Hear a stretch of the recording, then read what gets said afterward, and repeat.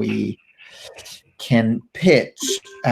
Okay, so thank you for attending. So I'm now recording the webinar, and I'm also going to start sharing my screen with you. 1 second. So you can see, and we're going to do a step by step. Can you see my screen?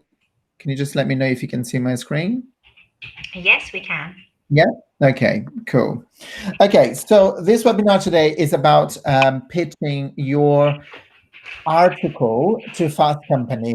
Fast Company obviously is a very credible publication. Okay.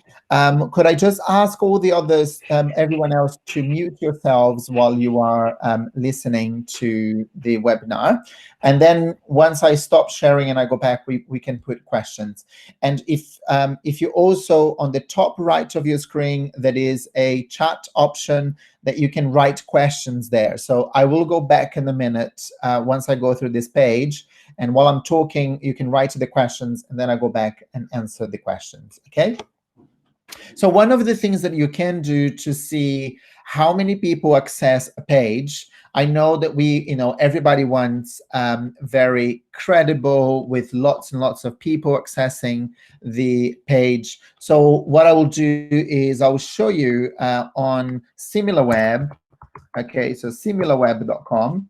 It's a website that you can go and check how many hits a website has. They need to be registered with SimilarWeb. Okay, so not all websites you will have the option to see how many people access. So if I put here fastcompany.com, so hopefully they will be registered with them, and then we are going to be able to see how many people access this page on a monthly basis. So, okay, it's quite high. So it's almost 10 million, as you can see here, okay? So it is a very credible website, obviously lots of traffic there. So how to submit stories to Fast Company. So the key thing is each publication will have their own way or criteria of selecting if they accept your pitch. Okay. In this case, so what we're going to look for here is article submitted for consideration should be of interest to readers. Okay. And then they say here on the work life section. So when you come across a page like this, teaching you on how to pitch an article to them. So I click with the right button and then open link in new tab. I already open here just to be quick, okay? And then what I would do if I were you is I would look to see the types of articles that they have here, okay? So what leaders can learn from extreme adventure. Sorry, just at the top, it says the work life, okay? So that's the section that you can actually pitch. So productivity tips and hacks, inspiring stories of success and failures, career advice, and a look inside of the future of work. Okay, so obviously entrepreneurship can be pitched here. I know Elm, it's something that is really your bag here. The future of work. It's something that it can be looked there. And the key thing is, what do you pitch? Okay, and then what you do is just to have an idea, look at the articles that they have. So what leaders can learn from extreme adventure junkies, it's time to rethink work for the COVID era, performance management is the first step. So check the titles so you understand what they are looking for. GT Dave on breaking down stereotypes as a gay business leader. So you can see here that what they like, it's by the look of it, is controversial, is nice, be open and honest is nice. As you can see here, stereotypes as a gay business leader. And obviously what is current, right? So talking about the COVID here is very current. And then there is this work life. I'm going to open this one just to understand what they're writing about here.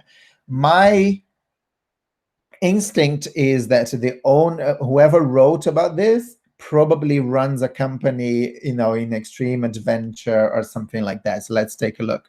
So let's just see Amy Posey and Kevin Wiley. Normally, if you don't have the bio at the top, you will have the bio at the bottom of the article. Yep. Okay. So Amy Posey and Kevin Wiley, co-authors of Wild Success, 7 key lessons business leaders can learn from extreme adventure. They combine insights from adventure business, blah, blah, blah. Okay, so they have a book about this. And obviously there is a link there to their website, which is what you really want, is the backlink. So it helps with your SEO, okay? But what they did here, by the look of it, it looks as they made a link to their business and to their book, okay, on things that leaders, obviously that's what they are putting here, okay? So consideration should be the interest of the readers. And it looks like Fast Company is all about business people, so that's the link they made. The tone that is appropriate for Fast Company will be written in a person, not a PR department. So don't feel afraid to write I think, okay? So it looks as if that's what they want, yeah? And we like articles that introduce new ideas and advanced conversations around topics and trends that engage our readers. Think op-ed. Okay, not a lot of people know what is op-ed, so normally what you can do is you just look up to see what this is. And let's take a look. It's a newspaper page opposite the editorial page devoted to personal comment. Oh, okay. So let's look on Wikipedia. Okay. So op-ed means opposite the editorial page. Okay. And is written on a prose piece typically published by a newspaper or magazine which expresses the opinion of an author, usually not affiliated with the publication, which is pretty much what they want here. They want your opinion. They want you as the expert to write what is called a thought leadership piece, okay? So we appreciate lively, polished writing. So this is really important, okay? Polished writing is really important. So use grammarly.com if English is not your first language and if you haven't written before, just to make sure that it's going to be accepted. And balances research. So make sure that you put some research, so you back your information by finding reports. You know, the Financial Times has lots of reports. I know, Ellen, that, you know, especially if you're dealing with migrants, there are lots of reports out there from credible sources. What they want is to make sure that you've done your homework. So as well as you being the source, so you being the experts in this field, but they want to show that you've done some extra research there. So you're backing what you have with some memorable anecdotes, which is really good as well, okay? And examples that illustrate your point of view. So very clear here, no pitches, abstract outlines, press releases, or interview offers. So don't write to them just to say, oh, I'd like to write about this, or I'm available for an interview and here's my bio. So you don't write to Fast Company when it comes to that, okay? Now, Fast Company prefers submission contributors who are leaders, so that's really good. So making sure that your bio, so use the Banex system to write your bio. And here they write, okay, what they want. Look, productivity, creativity, career development, hiring, recruiting, work culture, work-life issues and policies, entrepreneurship, innovation, popular with the readers. So keep this in mind when you're pitching to them. Okay, then what they do here is how to write thought leadership pieces that get published. So what I would do is I actually opened this already just to make sure that it's there. So I've opened that. So I would then read, I'm going to put this into an email and send to everyone. So you can see what they are looking for. So they give you all the instructions. But the key thing is, I'm sure it will be that you don't self-promote too much. The key thing, what they want is, that's why it's called thought leadership. They want your expertise. They want people to read. And I always say, have an aha moment, like, ah, okay. So that when you have that aha moment in the reader's mind, that's when you know that your piece is going to be published, okay? So then they provide here 600 to 800 or 600 to 900 words, okay? They say that they don't pay. So basically what you're getting is the credibility and the backlink.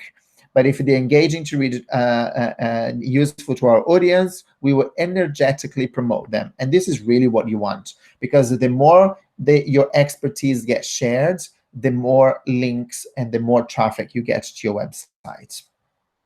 then that's something that people really have to pay attention. Okay, so when you were pitching, they said they want a draft. Okay, so send an email complete, unpublished articles only. So look, they put in bold, which means that you cannot just send an email to say, oh, here is an idea of what I would like to write. So you can't, different from any other websites where normally ask for a title and maybe some bullet points.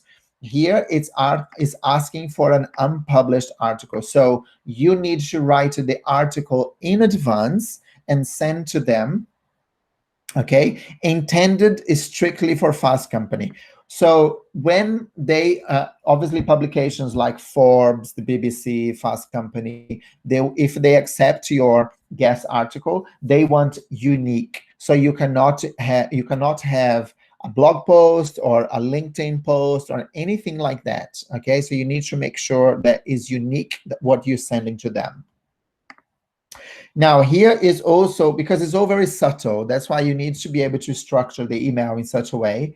Okay, it says to the assistant editor, Diana Shi, or Shai, I'm not sure how to pronounce her surname.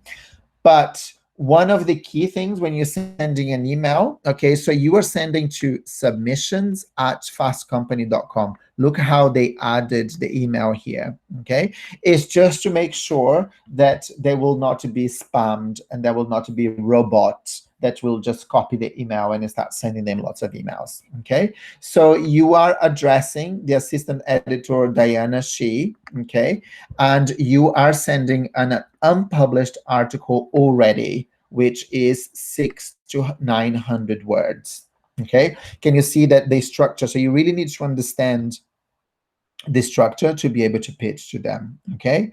Do not pitch abstract, outline, press releases, or interview offers. So they don't want, for you to send your bio and say, I would like to write about this. They want you to send an email with the article, and probably in the email you can say, I'll be happy to discuss, if you want me to change the article in any way, let me know, but let them know that it is strictly for Fast Company that you're writing. So let me just go back before I continue here and then stop sharing. Does anyone have any questions at the moment? Let me just see if there is any question, or everybody's happy. Does anyone have any questions so far? No? Okay, so I will continue then. I'm going to keep presenting. Okay, so I will go back to, yeah, so I'm going to go back here. Now, what to expect if we accept, okay? So what they expect is reviewed approximately once a week, and the process is selective. Due to high volume, we are unable to respond to all submissions. And if you don't receive a response within 1 week of submitting, it's safe to assume that your piece was not selected. Following up will not speed, this is really important, okay? Following up will not speed our review or improve the likelihood of your story's acceptance. Unfortunately, it is annoying how it works, but that's how it is, okay? We are unable to give feedback on why a submission may not have been selected. So that's why it's really important to make sure that you don't overly promote yourself or your business, because what they will do is they will give you the opportunity to put your bio and your link here at the end, okay? It's really important, yeah? So if we go back here, so all articles are subject to editing. So it might be that they will change a little bit to make sure that it fits with the publication. Headlines and subheads are subject to change as well. So which means that you can send a title and a subtitle and they change a little bit, okay? Content may be added to the style, tone, and substance, which is fine. Links may be added for context. So what they do here, as you can see on this one here, is that they do something for SEO, and I'm sure they do. Let me just see if they have added anything here, because sometimes they haven't added on this one, which is unusual. What they do is, okay, here, for example, there are links inside the article that will link into another article of Fast Company. Okay, so this is what is really important for you to understand. This is an SEO tactic. Okay, so you can see here Fast Company, and if you look here at the bottom left, you will see there is always another link to this is on Inc, but there is another link to an article that they've written. So we have some copywriters working on our blog post right now, and it's clever because look, even Fast Company, which has 10 million visitors a month, they do a technique which is linking to another article that is related to what they're writing. And you can see here at the bottom left that this is to Inc, which is another big publication as well. Okay, so if you put it here, look, daily newspaper, and then if you look at the top left is the New York Daily News. Okay, so it's important for you to understand they do that. And if you're writing your own blogs, this is something that you can do, which increases SEO. Okay, so Buddy Media, for example, obviously this is about this is the bio of whoever wrote this article. Okay, so articles may art may be added. So art, obviously there are images and sometimes videos, and may or may not be promoted across Fast Company's families of sites or our homepage. Okay, so it really depends how good your article is, and may permit us select a number of partner outlets to syndicate, contribute articles that we've been published originally. So how all this works is, okay, so exclusive to our site for 3 to 5 business days. So Fast Company requires, okay, so if you want to use the same article, you need to make sure that you link back to Fast Company, okay, that you can see here. Otherwise, they may delete your article. And because it takes so long for you to get them published, I wouldn't risk. So they say here, okay, so it remains exclusive to our site for 3 to 5 business days, after which you may be reprinted in part or in free in other site with a link back to the original article on Fast Company. This is SEO, because Google penalizes websites that have the same content. So whoever has the content first is the website of, the source.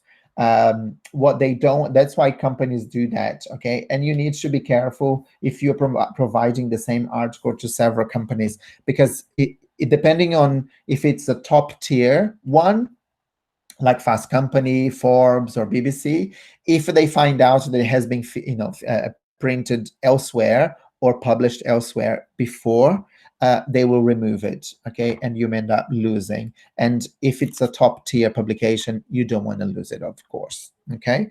So that's how you do a pitch to Fast Company, okay? Just make sure that you follow these guidelines. And the key thing is also it's truly understands what they're looking for, because I have questions before, what is this or what is that. So don't feel afraid to look up, and so you understand what they're looking for, and also follow the guidelines in a certain way.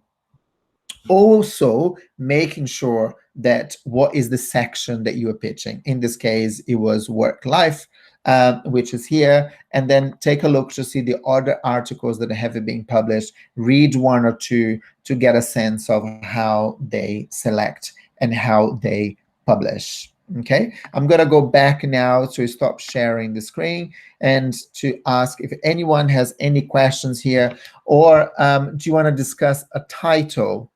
Does anybody want to ask me anything about maybe a title? I know Sarah and Evie, who have clients, or Ellen, do you want to discuss a title that would you like to pitch to Fast Company? I hadn't thought about this, but my sense for my article for Fast Company is how corporates can unleash the talents of migrants and at the same time fast track their pipeline of BAME talent. And I would want to come up with a title that is really insightful. So I would say the title would be catchy, and then the subtitle would bring the thought leadership insight.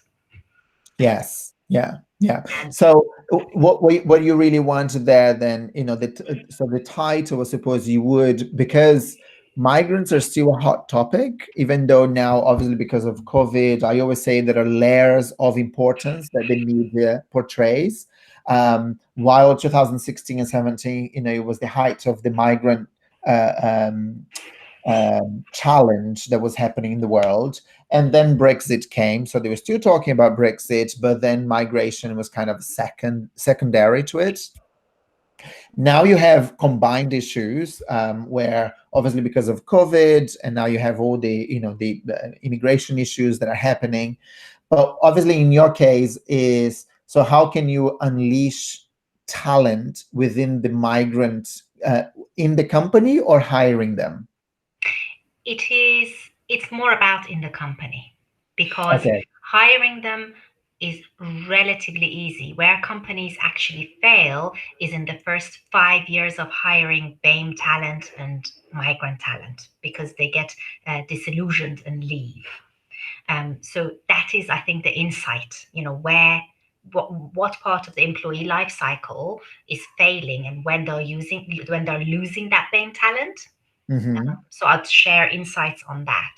If they pivot that right in the first 5 years of their career after hiring, then they could be developing the future leaders, corporate leaders, exactly in the categories that they say they want, as in BAME. Very good. Okay. So what do you think would be the right title if we would just explore a little bit then you I know, think that the words, I mean, it's really top of my head right now. yeah, yeah. The words I'd want to use is fast track BAME talent in the corporates. Kind of like, Uh-huh. how do we fast track BAME talent in the corporates? And I'd want to say something in the subtitle that not all BAME talent is the same. So there's different levels of potential in and gaps in different strands of BAME talent. So I would say, for example, Afro-Caribbeans, migrants, there are certain strands of BAME talent that, if fast-tracked, would unleash very powerful productivity and business results. Um, Very good. Okay. that's the Okay. kind of insight. So I think the Yeah. subtitle would say something like that. The title could be something like how to fast track BAME talent in corporates, and then the subtitle could say not all BAME talent is the same. How do we prioritize resources to to to develop the pipeline of future leaders, something like that. And then the Sure. article would bring various insights and analysis. Sure.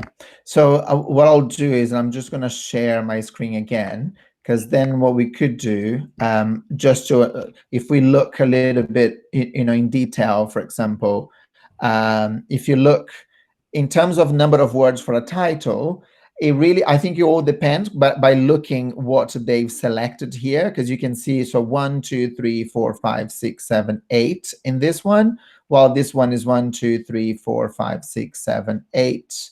9, 10, 11, 12, 13, 14, 15. So it's kind of a double. But So they go, it's important sometimes to understand, what is the average. I would say normally it's about 10 words, which is a good title. Okay, when you're pitching, and then when you click on it, you see, so how do they divide that, which is important as well to understand. So you can see here there is the main title, and then there is a line, a sentence that I would say normally is be 15 to 20 words as you put as the subtitle. So just to keep that in mind when you are planning to pitch. So writing the article and the title and the subtitle to help. yeah, absolutely. And Okay. I picked the word BAME, not just migrants, because BAME at the moment is much more topical than migrants. Yeah.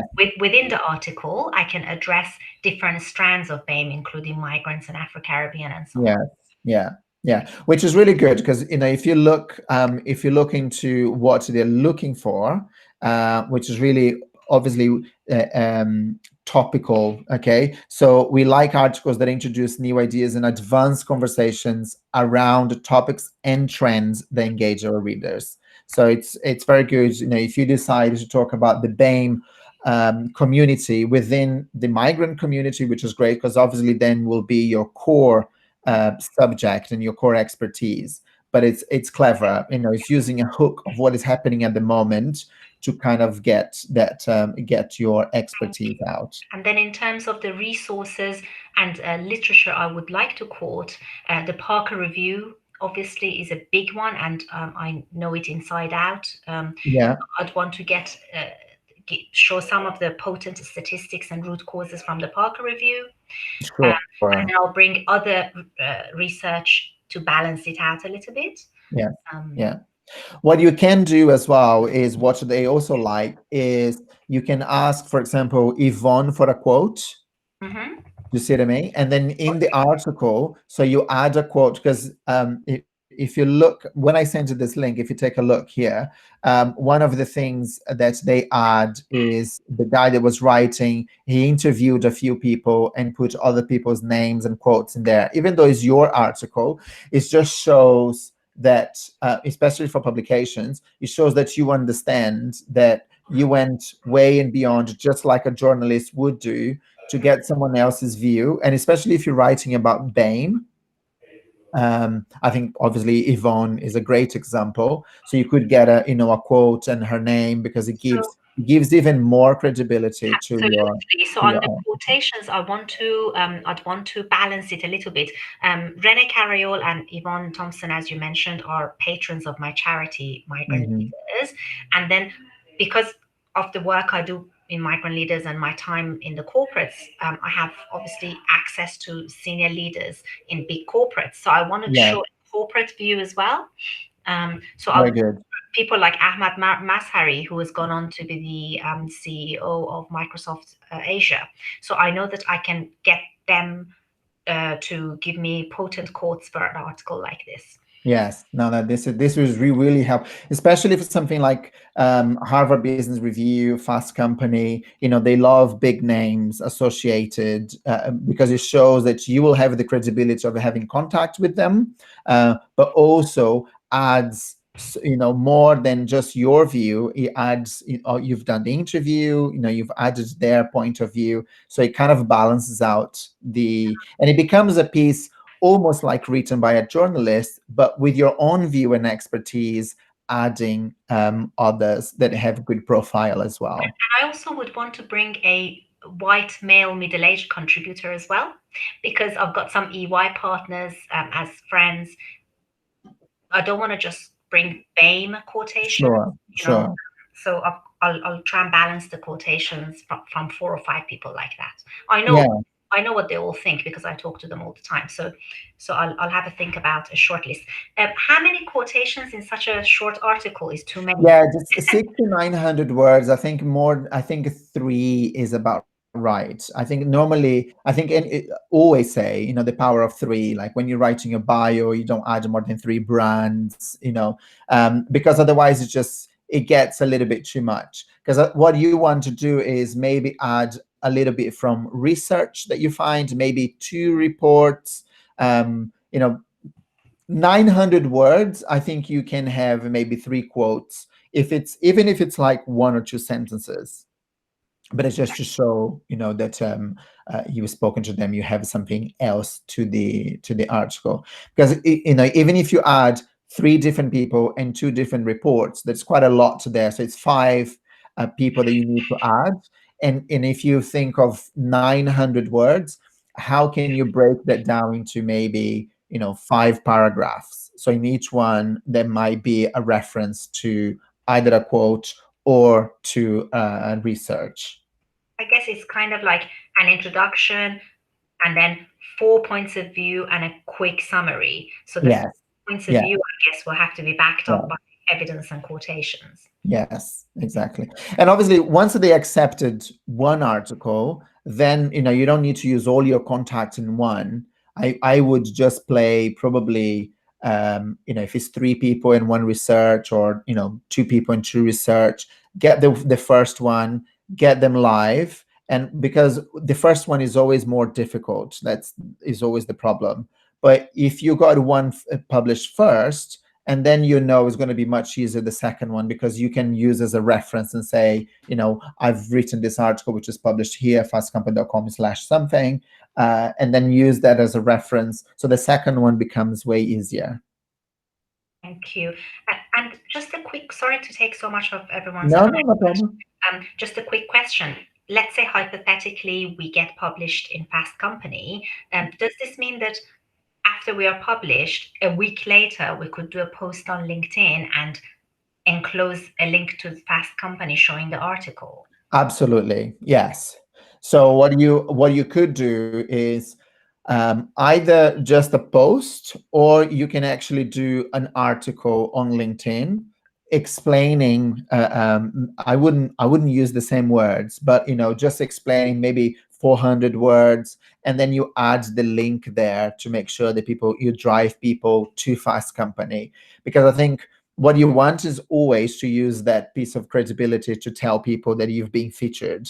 And a nice way to do that is writing an article, a short article on LinkedIn with the link, so you get people to read that. Fantastic. Thank you very much. I shall put myself on mute and let. No problem. Okay. Sarah, do you have any questions? Then anything that you would like to add, or maybe something that you want to discuss from one of your clients? You're muted. Yeah. Yeah, I unmuted myself now. I hope this is working.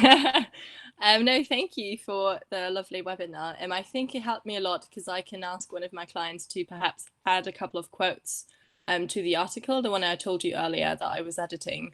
I did add the sources now, but maybe one or two snappy quotes would really be good to that. So I'll talk to her later and ask her to do that. Yeah. Because this and Harvard Business Review might be a good place to pitch her article, especially because the focus here was on sort of the future of work. So that might work out really well. So I'm glad I tuned in. Thank you. Yeah. And I think make sure that if she has any contacts, because publications like Fast Company and Harvard Business Review, they want experts, but sometimes experts, they don't work in large companies. So if you want, unfortunately, that's how it works. Big brands will have the credibility and the reputation. So if you can ask your client to say, do you know anyone in a big, the big corporation that you would be able to say, Maria, who is, I don't know, manager at Microsoft, said that. Okay, it's just add. I know that sometimes big companies have restrictions on how you can comment, but if it is part of their work, if it's not going to damage the branding anyway, then I think they would allow. Okay, so I would ask that. Yeah, that sounds good. I mean, the good thing is she's also in the LinkedIn group, so she can also ask a couple of the members in there, perhaps. Yes. Sites, Yeah. So definitely check that out, because it will add credibility to the article she's written. Sure. So yeah. So that's the approach. Thank you. Good, no problem. If you have any questions, I know that you were there as well. Is there anything you'd like to discuss from one of your clients? I don't think so, thanks. So my internet dipped in and out a few times, but I think as well, so originally I was going to help one of my clients do an article for Fast Company, but now hearing what you said, I think it would be a really good fit for someone else. So, Marcus with his Wicked Company, Yes. basically he has a really good current angle as well, because he's basically talking about how his Wicked Company, it sort of talks about how it's like a broken business model of everything. So he loves discussing like this new reality and how no one knows about this new reality for like the broken business models, and how basically he comes in and fixes it. And he also said some sort of ideas as well about how sort of before COVID he had this book and idea and he thought it was going to take a few years, but now he's kind of developed more problems than he anticipated, which kind of links into his company. So I reckon this will be a good sort of way for him to express it. And he does a podcast every month, his podcast as well, and he speaks to different kind of authors in the consultancy world, so maybe he can get some kind of quotes from them. So yeah, very good. quite a he good will fit. have the contact, so it'll be much easier, obviously, to get. I think sometimes what is difficult is because publications like this, you need to write the article first before it is actually guaranteed you'll be published, and then people think, oh, why should I waste my time? But if you follow the guidelines, if you add research and if you add quotes and if you add 1 or 2 big brands there, it's almost guaranteed, as long as it's not overly promotional. It's really thought leadership. It's really showing people about the expertise. Yeah, no, that was brilliant. Thank you. Yeah, no problem. Okay, so I will have this recorded anyway, and I'm going to put in the platform. So after, you can watch it again if you missed it. But has anyone else have any other questions about pitching to Fast Company? No? Okay. So I hope you enjoyed it. I'm gonna stop recording now, and it will be, as I said, because